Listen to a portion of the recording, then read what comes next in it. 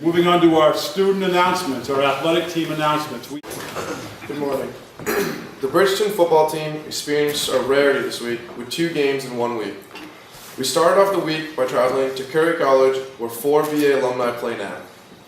In the first quarter, our defense stepped up to bring the boom quickly. From there on, the offense found its drive and started to click. Quarterback Sam Owlett led the Wolverines on an 18-play drive covering 64 yards, which took over the first quarter. On the drive, ultimately, Jalen Bienemy plowed through defenders to gain 24 yards on 5 carries.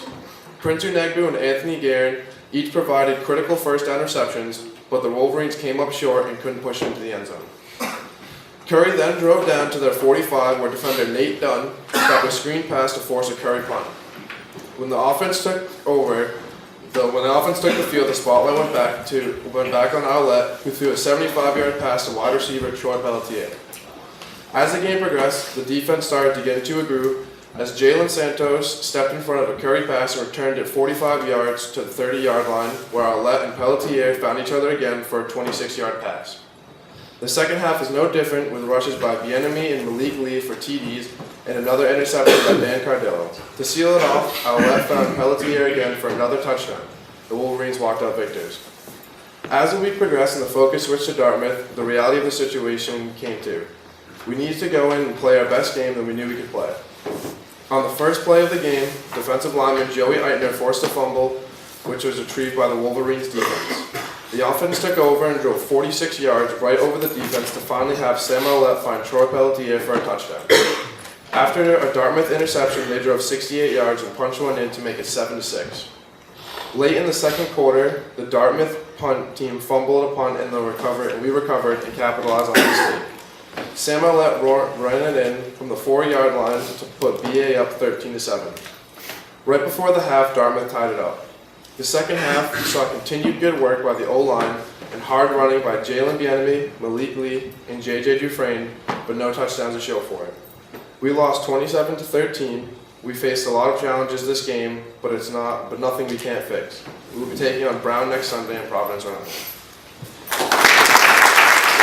Morning. First, I just want to thank students and staff who supported us Friday for our home game against the Portland Junior Pirates. Both teams came out fine, playing tough defense, keeping the score 0-0 until halfway through the second period when Cam McLean opened up the scoring from a pass to the slot by Andrew Irving. Unfortunately, the Wolverines could not hold their lead as the Pirates scored 2 unanswered for that final score of 2-1. The French fiddler, Nick Dupuis-Goudreau, led the Wolverines in net.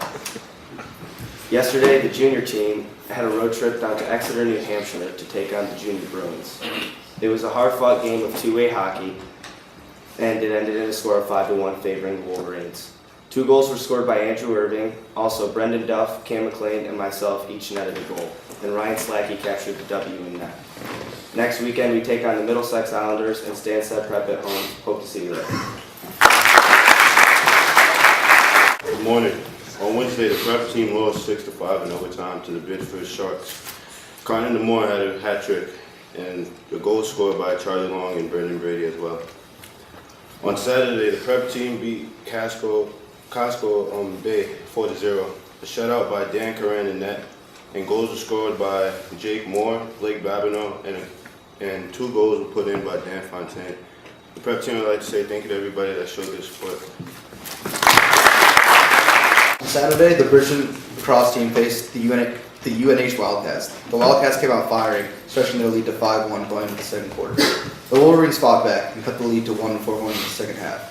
Bridgeton's offense clicked well, and the defense kept the game close.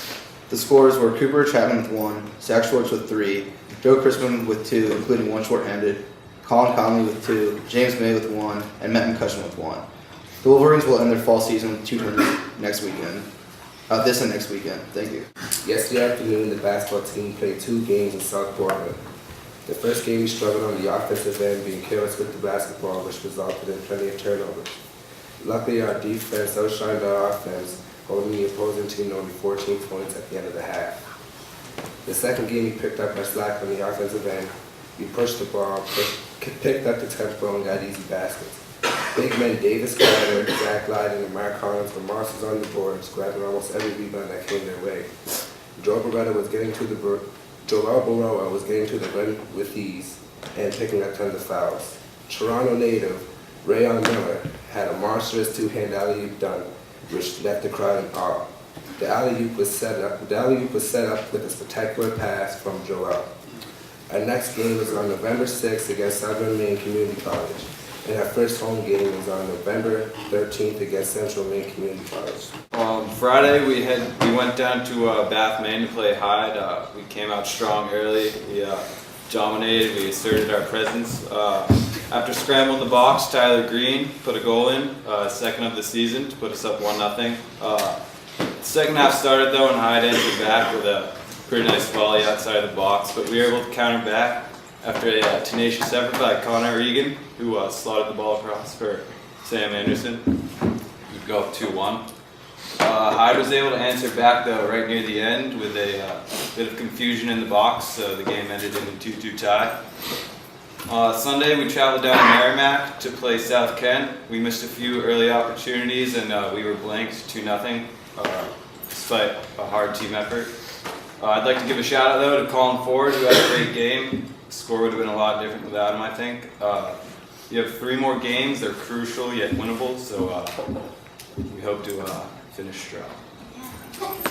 Baseball team made its way to Lynn, Mass to take on the UVM Club Baseball on a brisk, windy day. The team had come off a good week of practice and hoped to bring their momentum into the weekend. In Game 1 against UVM, BA's bat came to life. Line drive after line drive, the lineup went up and down and streaked, followed by a lights-out pitching performance by Cody Younger going 7 innings strong with 11 strikeouts. The defense played a nearly impeccable game. This would lead to a BA victory, 17-0. After the big victory, BA would face Fairfield to come up a little short. They showed the most heart they have all year, coming back multiple times.